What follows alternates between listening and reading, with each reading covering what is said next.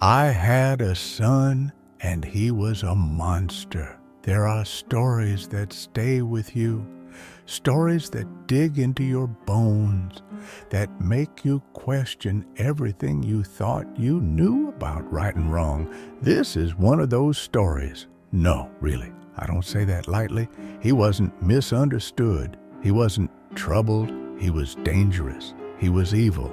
And one night, he did something that changed everything. One night, we finally fought back, and I let it happen. He came into this world screaming. It never stopped. 13 months of nonstop crying. Not normal baby crying, pure rage, like he was mad at just being alive. And when the crying stopped, the destruction started. He broke everything he touched, smashed things, threw stuff in the toilet. Then came the filth, pissing and shitting in corners, on furniture, in our bed. It wasn't a phase. He kept doing it for years. Therapy, meds, nothing worked.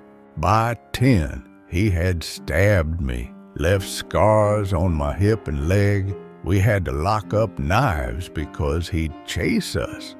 He tortured animals, blinded a dog, set cats on fire. He didn't just hurt things, he enjoyed it. Then my wife got pregnant again, and instead of joy, we felt dread. But our daughter, she was different. She was normal. She laughed, she smiled, she didn't hurt people.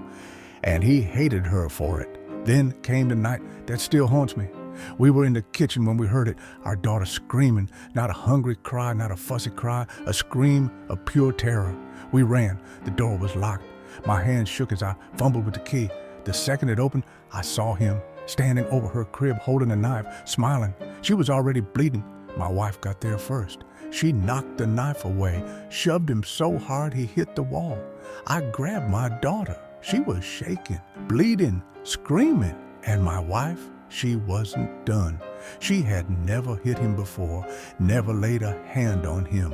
But 16 years of fear, rage, and pain exploded in that moment. First punch broke his nose, blood everywhere. Second punch, he staggered. Third, fourth, fifth, she wasn't stopping. And me, I didn't stop her. I took my daughter, walked away, and let it happen. I cleaned my daughter up, dressed her wounds, all while the sounds of my wife beating our son filled the house, screaming, begging, then nothing. She came out later, shaking, covered in blood. I asked, "Is he dead?" She looked me dead in the eyes and said, "I fucking hope so." But he wasn't. He was broken, bleeding, barely conscious, but alive. We didn't call for help. We didn't care. We moved to the basement, locked ourselves away, let him have the upstairs. A few weeks later, he disappeared. We never saw him again. That was over 30 years ago. My wife passed in 2016. I live with the daughter now, with my grandkids, and I finally know what peace feels like. But sometimes, late at night, I wonder, where is he now? Did he change? Or is he still out there hurting someone else? And if he is, should I have done more? So tell me, what would you have done? Was I right to let it happen? Was there another way? Let me know in the comments. And if you want more stories like this, hit that subscribe button, because sometimes the truth is darker than fiction.